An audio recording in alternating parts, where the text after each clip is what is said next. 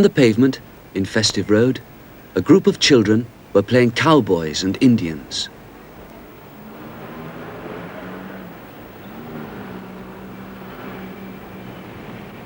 Number 52 is Mr. Ben's house. Mr. Ben was indoors reading a newspaper. He read that a cowboy film was showing at the cinema. Mr. Ben liked cowboy films, and he decided to go and see it.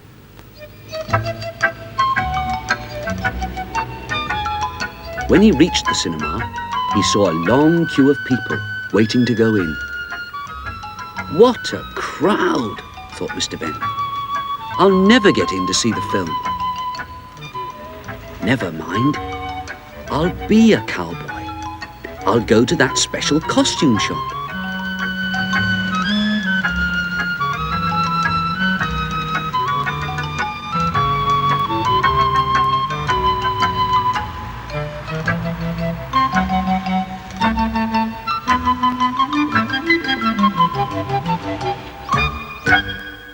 Inside the shop, as if by magic, the shopkeeper appeared. "Good morning, sir," he said. "You look as if you know which costume you want today." "Yes," said Mr. Ben, "the cowboy outfit."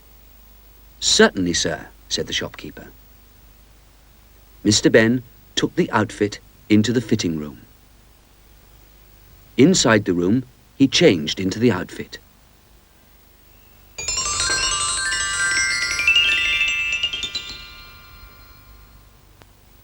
Looked at himself in the mirror as he usually did, and then went through the door that could lead to an adventure.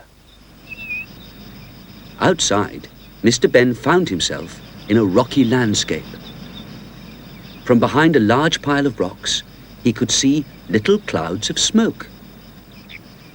He went over to the pile of rocks, climbed up, and peeped over the top. The smoke was coming from a fire. A red Indian was waving a blanket so that the smoke from the fire made different patterns. "Smoke signals," thought Mr. Ben, and he looked to see who the Indian was signaling to. In the distance, he saw a town of wooden houses. "A cowboy town," thought Mr. Ben. "I don't expect the Indian is signaling to them."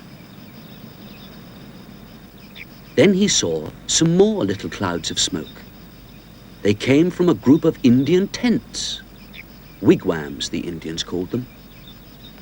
Mr. Ben decided to have a closer look. When he reached the village, he kept out of sight behind one of the wigwams. He could hear the sound of drums. Carefully, he looked to see what was happening. He saw a group of Indians dancing round a pole, a totem pole. The totem pole was carved and brightly painted. Mr. Ben looked at it carefully. It was the first one he'd ever seen. "Redskins, Redskins will beat the cowboys today. We'll beat the cowboys today. The Indians were shouting as they danced. Redskins will beat the cowboys today. We'll beat the cowboys today.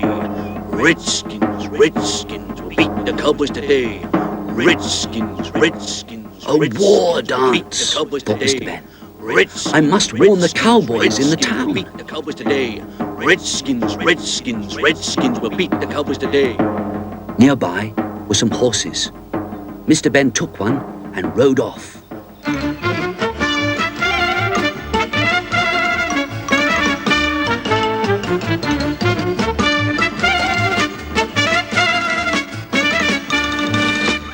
In the town, Mr. Ben fired his gun to attract attention.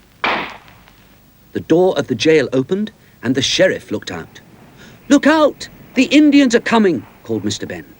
"They say they're going to beat you today." "We're ready," said the sheriff. "They will probably beat us. They always do. Still, it's a good game." "Game?" said Mr. Ben. "The hide-and-seek game, of course," said the sheriff. "Every week, the Indians play hide-and-seek with us cowboys. An Indian and a cowboy both hide, then the Indian team looks for the cowboy, and the cowboy team looks for the Indian. The team to find the hider first wins. Every week the same thing happens. The Indian vanishes and we never find him. Sometimes the Indians don't find the cowboy, but even then it's only a draw. We never win." Just then, the Indians arrived. They smiled and waved and said they were ready to beat the cowboys again.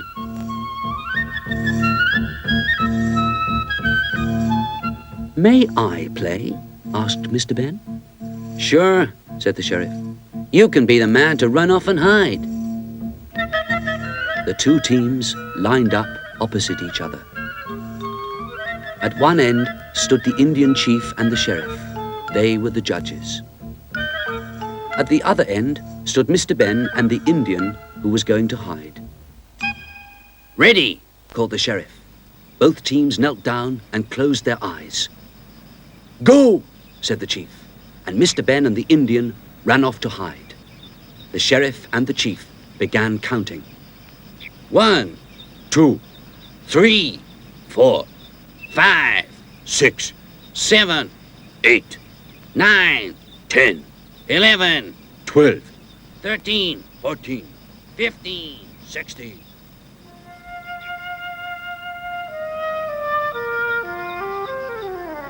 Mr. Ben peeped over the edge of the rock where he was hiding.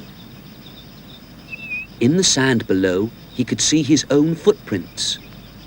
"Oh dear," he thought. "Anyone could follow those and find me easily. I must find somewhere else to hide." He looked around. Near the Indian village was a wood. Mr. Ben had an idea. He ran towards the wood, making sure that he was leaving a good trail of footprints for the Indians to follow.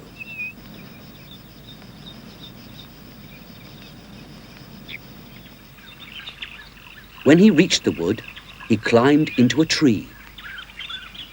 Mr. Ben's idea was to cross the wood by moving from tree to tree along the branches, so that he wouldn't leave any footprints on the ground for the Indians to follow.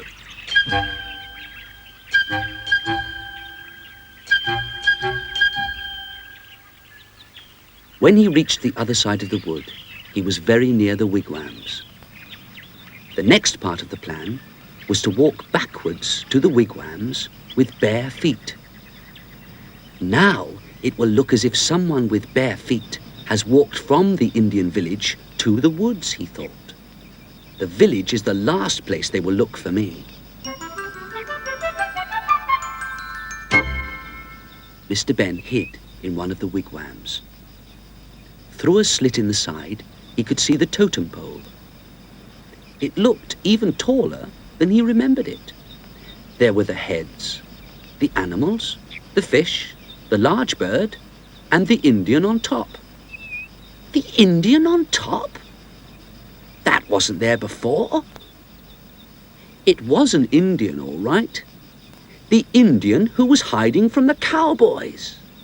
95. Back at the start, 97, the counting had 98, almost finished. 99, 100.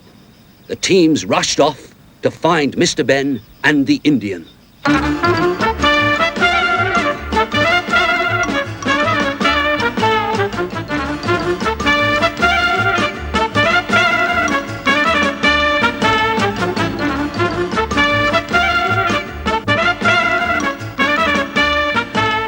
The Indians easily followed Mr. Ben's footprints to the wood. But at the wood, it seemed that he had just disappeared.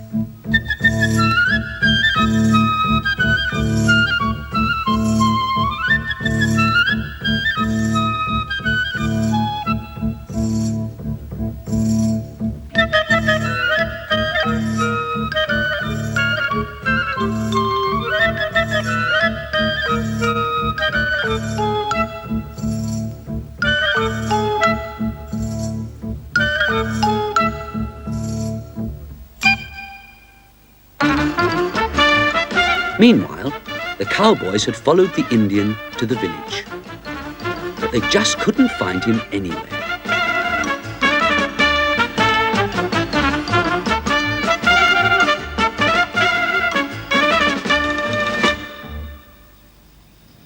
Inside the wigwam, Mr. Ben had been busy. He'd tied a feather to the end of a long stick. Now he was ready to carry out his next plan.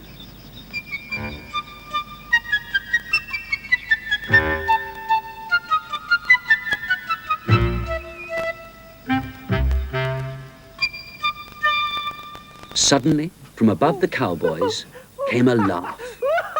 The cowboys looked up and shouted with delight. They had found the Indian.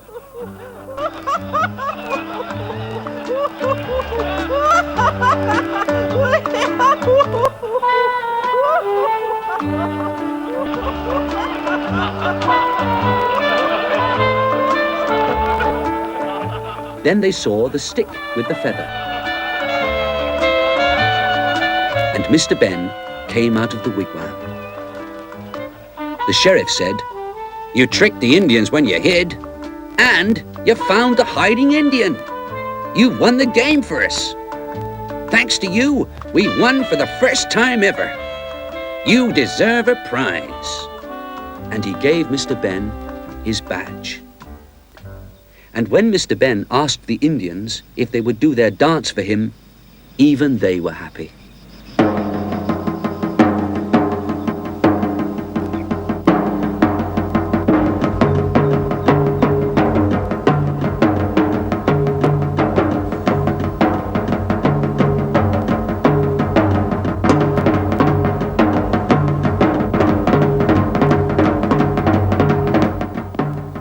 Suddenly, a man appeared. He asked Mr. Ben to show him where he had hidden.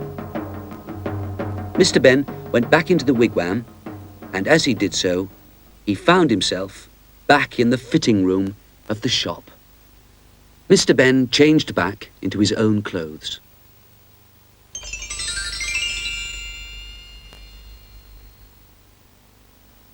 He went back into the shop and returned the cowboy outfit. "Thank you," he said to the shopkeeper. "May I keep the sheriff's badge?" "Of course you may, sir. You earned it," said the shopkeeper. Back in Festive Road, the children were now playing hide and seek.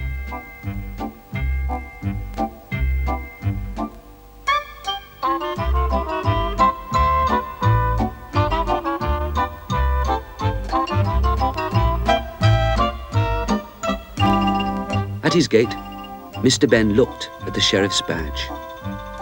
He wouldn't forget that game as long as he had the badge to remind him.